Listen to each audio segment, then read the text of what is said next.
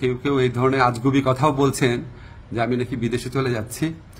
আমি সবাইকে আশ্বস্ত করতে চাই যে এই ধরনের কোনো পরিকল্পনা এমনকি চিন্তাও আমার মাথায় নাই, প্রশ্নই আসে না।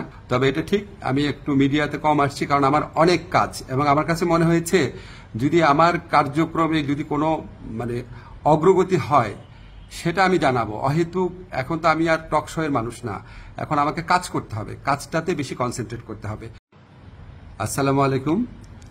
আমি বিভিন্নভাবে জানতে পারলাম যে আমি কেন মিডিয়াতে অনুপস্থিত। এটা নিয়ে সোশ্যাল মিডিয়াতে বিশেষ করে বিভিন্ন জল্পনা কল্পনা হচ্ছে, এবং কেউ কেউ এই ধরনের আজগুবি কথাও বলছেন যে আমি নাকি বিদেশে চলে যাচ্ছি। আমি সবাইকে আশ্বস্ত করতে চাই যে এই ধরনের কোনো পরিকল্পনা এমনকি চিন্তাও আমার মাথায় নাই, প্রশ্নই আসে না।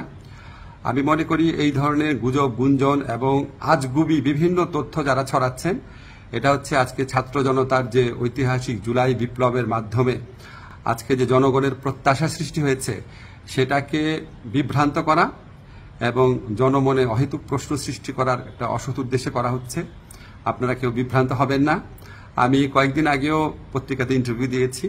তবে এটা ঠিক আমি একটু মিডিয়াতে কম আসছি কারণ আমার অনেক কাজ, এবং আমার কাছে মনে হয়েছে যদি আমার কার্যক্রমে যদি কোনো অগ্রগতি হয় সেটা আমি জানাবো। অহেতুক এখন তো আমি আর টক শোয়ের মানুষ না, এখন আমাকে কাজ করতে হবে, কাজটাতে বেশি কনসেন্ট্রেট করতে হবে।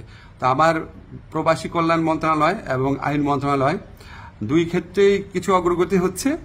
অল্প কিছুদিনের মধ্যে আপনাদেরকে অগ্রগতিগুলো জানাবো।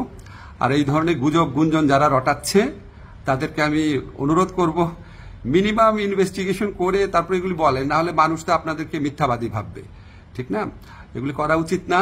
বাংলাদেশকে একটা নতুন বাংলাদেশ গড়ার জন্য, রাষ্ট্র সংস্কার করার জন্য আপনারা বরং পজিটিভলি আমাদেরকে সাজেস্ট করবেন, ভুল হলে বলবেন। একদম সম্পূর্ণ আপনার আজগুবি, একদম অবিশ্বাস্য, অকল্পনীয় তথ্য এগুলি দেওয়া তো কোনো মানে হয় না, এটা এক ধরনের চরিত্র হননও। তো এগুলি করা ঠিক না। আপনারা আশা করি সকল বিভ্রান্তির অবসান ঘটবে আমার বক্তব্যের মধ্যে দিয়ে। সবাই ভালো থাকবেন। ধন্যবাদ সবাইকে।